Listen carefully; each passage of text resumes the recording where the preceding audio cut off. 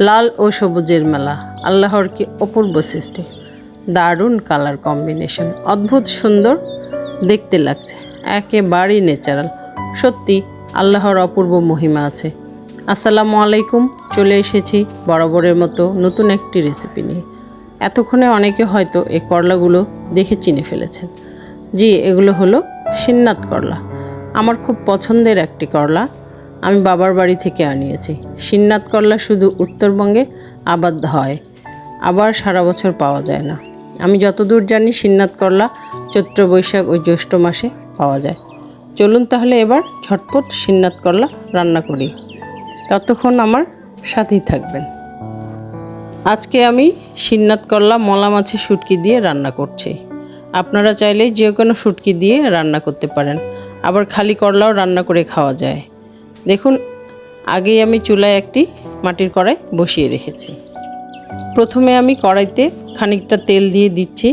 তেলটা গরম হয়ে আসলে এই গরম তেলে ধুয়ে রাখা শুটকিগুলো দিয়ে ভালোভাবে নেড়েচেড়ে কিছুক্ষণ ভেজে নিতে হবে। শুটকির মধ্যে অল্প পরিমাণ পানি দিয়েছি, এটা অপশনাল, আপনারা নাও দিতে পারেন।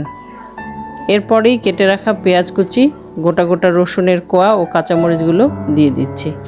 একটা কথা মাথায় রাখবেন, সিন্নাত করলায় যত বেশি পেঁয়াজ ও রসুন দিবেন তত মজা। তবে যে কোনো করলা রান্না করতে পেঁয়াজ ও রসুনের পরিমাণটা একটু বেশিই লাগে। এখন এই সব উপকরণগুলো ভালোভাবে নেড়েচেড়ে হালকা বাদামি কালার হওয়া পর্যন্ত ভেজে নিয়ে তাতে অল্প পরিমাণ পানির রস দিয়ে এক এক করে সব মশলাগুলো অ্যাড করছি। প্রথমে দিয়ে দিচ্ছি 1 চা চামচ রসুন বাটা, 1 চা চামচ আদা বাটা ও স্বাদমতো লবণ।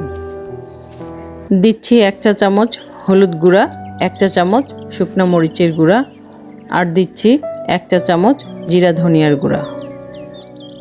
মশলাগুলো দেওয়া শেষ। এখন আবারও কিছুক্ষণ ভালোভাবে নেড়েচেড়ে পরিমাণ মতো পানি দিতে হবে। এরপরে ঢাকনা দিয়ে ঢেকে রান্না করব শুটকিগুলো সিদ্ধ হওয়া পর্যন্ত। ঢাকনাটা তুলে নিচ্ছি। দেখুন, শুটকি সিদ্ধ হয়ে পানিটাও খানিকটা শুকিয়ে গিয়েছে। এখন শুটকিটা একটু কষিয়ে নিয়ে এই কষানো শুটকির মধ্যে কেটে রাখা সিন্নাত করলা দিয়ে দিচ্ছি। করলাগুলো দেওয়া শেষ হয়ে গেলে আবারও ভালোভাবে নাড়তে হবে, যাতে করে করলা ও শুটকিগুলো মিশে যায়। আবারও কিছুক্ষণের জন্য ঢাকনা দিয়ে ঢেকে দিচ্ছি। করলার পানি ছেড়ে দিলে ঢাকনাটা আবার তুলে নিতে হবে। ঢাকনা না তুলে নিলে করলা সিদ্ধ হয়ে যেতে পারে। আমি ঢাকনাটা তুলে নিচ্ছি। দেখুন, প্রচুর পরিমাণে পানি বের হয়েছে।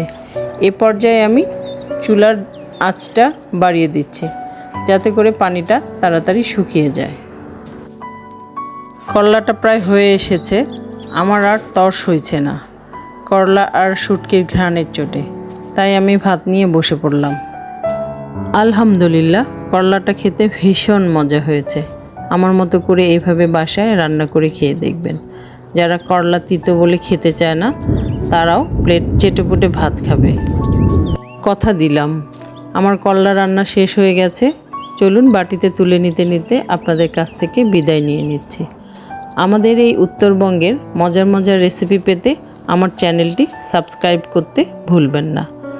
আজকে আমি আসি, আবার দেখা হবে নতুন আরেকটি রেসিপি নিয়ে। আল্লাহ হাফেজ।